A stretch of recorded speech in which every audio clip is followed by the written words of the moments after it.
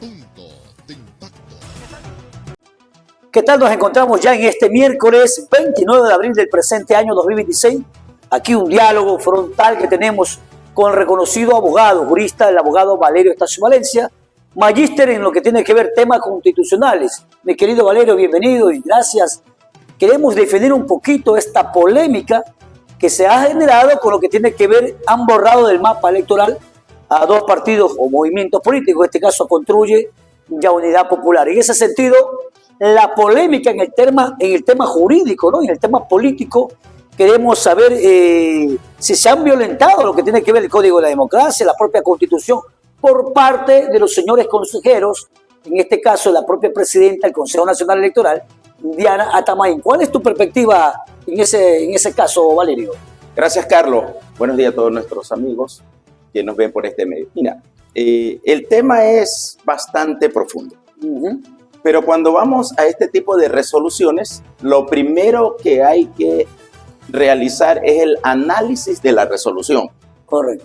Si la resolución ha entrado a eliminar a estas dos organizaciones políticas, los juristas de aquellas organizaciones tienen que entonces examinar y al revisar la resolución tienen que buscar la jurisprudencia de la que se emite. Para ello, una vez que entonces encuentran qué elementos o qué derechos es lo que han vulnerado en esta resolución, entonces ahora sí tienen ellos el campo abierto para acudir a las instancias que corresponden y por ende hacer prevalecer su derecho, el que ha sido vulnerado. O sea, en ese sentido, ellos pueden apelar al Tribunal Contencioso Electoral, tienen un plazo, tengo entendido, para reconocer la parte jurídica de 10 días, o si no, yo creo que también ellos pueden hacerlo a la propia Corte Constitucional, o en ese aspecto hay una confusión. Es una pregunta muy maravillosa en el cual muchos juristas a veces desconocen, porque una cosa es ser jurista, otra cosa es ir a ser constitucionalista. Entonces, claro, no olvidemos que a partir del 2008, en el Ecuador se produjo un fenómeno extraordinario. Y ese fenómeno extraordinario, mi querido Carlos, es que pasamos del imperio de la ley a los derechos. De tal manera que estamos en un Estado constitucional de derecho, pero ojo, no todo Estado constitucional de derecho, la Constitución goza de supremacía. Correcto. Ese es otro factor que muchos están equivocados. En el Ecuador sí gozamos de la supremacía de la Constitución. ¿Por qué? Porque todo el ordenamiento jurídico tiene que regirse a la Constitución, pero no solo basta eso, mi querido Carlos y amigos que nos están viendo. La Constitución del Ecuador del 2008 es suprema por la rigidez que la coordina. Esa rigidez indica lo siguiente, eso también es paso que a veces desconocen algunos, e incluso algunos que pueden decir, bueno, yo soy constitucionalista, pero ser constitucionalista no solamente vale que seamos abogados, correcto, o que seamos realmente juristas. El constitucionalismo en el Ecuador hoy en día tiene una facultad extraordinaria de las grandes luchas que se han venido armando. Por lo tanto, esa rigidez, mi querido Carlos y amigos que nos ven, indica que las normas y las leyes para ser aprobadas necesitan primero de mayoría. Pero ojo, el constituyente de reforma no puede hacer una reforma de fondo, ¿verdad? El constituyente de enmienda. Correcto. ¿Sí? Ahora, el constituyente de reforma puede hacer una reforma, pero solo de forma. ¿Quién puede ir ahora sí a esa reforma de la Constitución? Se llama el constituyente el constituyente reformista, donde van a reformar una nueva Constitución. Para ello, la mayoría de los jueces tienen que resolver en base a una mayoría, pero ojo, ese es otro problema que tenemos en el Ecuador, por el cual, mi querido Carlos, los ecuatorianos tenemos que avanzar con lo que se llama los principios de los derechos, porque están aplicando las normas, y las normas se rigen por la regla. Entonces, las reglas van contra los principios constitucionales. Por ejemplo, en el caso de la vida prevalece sobre cualquier otra cosa. Ahora, si le han eliminado las organizaciones políticas, los abogados deben acudir, una vez que revisan, ahora sí, acudir a las instancias. Y si es que encuentran que hay vulneración de los derechos, entonces apelan. Esa apelación va ante el Tribunal Contencioso Electoral. Luego de la resolución, si continúa, obviamente, la vulneración de sus derechos, tienen la siguiente instancia, que no es todavía ir a la Corte, tranquilo. Tienen que plantear una acción de protección por los derechos que han sido vulnerados. Ya. Pero si ellos se encuentran que hay aplicaciones de derechos donde está vulnerada la Constitución, entonces eso se llama inconstitucionalidad. Y ahí sí pueden ir directamente a la Corte Constitucional para no dar vuelta, sino que la Corte ya aboque conocimiento por la inconstitucionalidad. ¿Y la acción de protección a quién la presentan? Bueno, la Corte la acción de protección se presenta y por sorteo verá dónde cae ante un juez.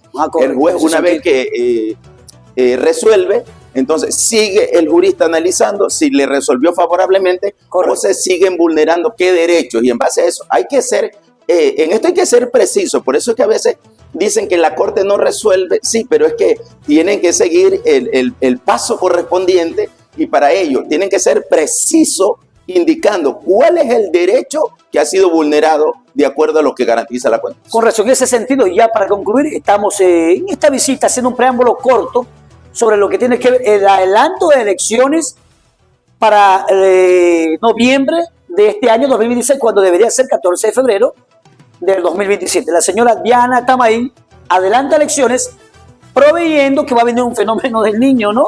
Entonces, en ese sentido, ¿tiene potestad la Corte Constitucional, sí o no? Y más allá de eso, esto es un debate jurídico, lo que tiene que ver el adelanto de elecciones sobre la legalidad, sobre el control constitucional y plenamente también sobre los derechos políticos. En ese sentido es la polémica que se ha armado, mi querido Valerio. Algo que hay que tener claro es que la Corte no puede resolver de oficio. Si es que el Consejo Nacional Electoral ha vulnerado alguna situación, tiene que haber la acción correspondiente. Es decir, las organizaciones políticas tienen que hacer su pronunciamiento en qué parte el Consejo Nacional Electoral haya vulnerado con adelantar las elecciones o con eliminar algunas tendencias políticas. Ese es el paso, porque una vez que ya se presenta, entonces ahora sí la Corte tiene que buscar conocimiento, calificar la acción que presentan o descartarla según los análisis de lo que se haya enfocado en la demanda. Y en ese sentido, ayer, ya para concluir, hubieron 2 votos, 2 abstenciones, en este caso de los consejera Elena Nájera y José Cabrera, se obtuvieron el voto, y también hubieron 2 votos a favor. Y claro, el voto dirimente, que es presidido para, como que dice, romper el empate, en este caso, por la propia presidenta Diana Tamaín. ¿Cómo tú ves esa perspectiva? Bueno, son las partes que el Código Orgánico de la Democracia le faculta a ellos. Lo que se debería canalizar anteriormente es el periodo que ellos están avanzando cuando ya feneció. No, prórroga de funciones, sí, ¿verdad? Entonces están en una función prorrogada, y para ellos sí las organizaciones políticas se han quedado muy tranquilas, porque la Corte no es que tenía que eliminarlos por el periodo que se han alargado. Eso tiene que haber, eso hay que entenderlo con claridad. Hay que presentar las acciones correspondientes, y una vez que la Corte llega ante ellos, entonces ellos, si califican o no califican la acción, para ellos poder resolver en justicia y en derecho la constitucionalidad o la inconstitucionalidad. En ese sentido, acordémonos que el Consejo Nacional Electoral, Valerio, es el órgano rector, pero más allá de eso, la potestad o la parte jurídica que tienen los magistrados de la Corte Constitucional, a eso me refiero, ¿no? ¿Pueden destituirlos a los señores consejeros, a los señores magistrados? A veces nos encontramos con resoluciones que la Corte se va más allá de lo que le faculta a ella misma la Constitución. La Corte Constitucional ecuatoriana es la máxima instancia, ¿pero en qué? En lo que es la interpretación de la constitucionalidad o la inconstitucionalidad de lo planteado. La Corte no puede ir más allá. La Corte no es la Asamblea Legislativa, ¿sí? La Corte no es el presidente de la República para emitir decreto. Entonces, cuando se plantea, por eso es que algunas cosas se quedan allí, porque plantean, pero no va enfocado en el punto esencial de cuál es el derecho que le han vulnerado. Y ahí es donde la Corte tira abajo. Yo quiero señalar el artículo 88 de la democracia, que dice clarito que la obligación que el CNE cumpla, ojo, con la convocatoria de elecciones en tiempo previsto, o si no pueden ser destituidos por los jueces de la Corte Constitucional.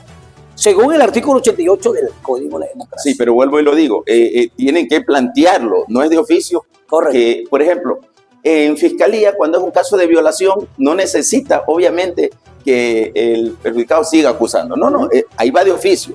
Pero en el caso de aquí, tiene que haber los que se ven afectados en su derecho y plantear para la Corte. Ahí sí, aboca conocimiento, sí, ha sido vulnerado este y este derecho, por lo tanto. Acordémonos que fue sancionado por el Tribunal Contencioso Electoral, RC, 9 meses, hoy en día eliminados ya prácticamente del mapa electoral, Unidad Popular Construye, y según el aboco del artículo 131 de la Constitución, dicen claramente que puede haber enjuiciamiento político para los consejeros del CNE para culminar. Claro, eso está en potestad de la Asamblea. Eso está en potestad de la Asamblea. Ellos lo podían o lo pueden hacer de antemano al ver que el Consejo Nacional Electoral se ha otorgado funciones que no le correspondían. Entonces, para eso está la Asamblea, no la Corte.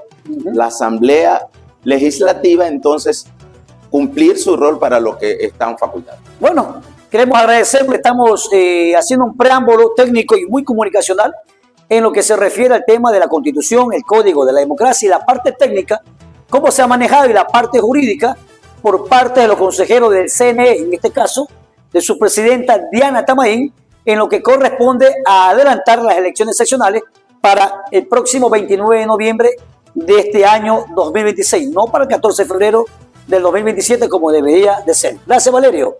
Gracias con nosotros. Buen fin de semana, porque mañana un feriado largo en Ecuador, ¿ah? El jueves, recordándole siempre que si Dios está con nosotros, no hay nadie en este mundo que pueda con nosotros. Buena mañana. Gracias por su sintonía.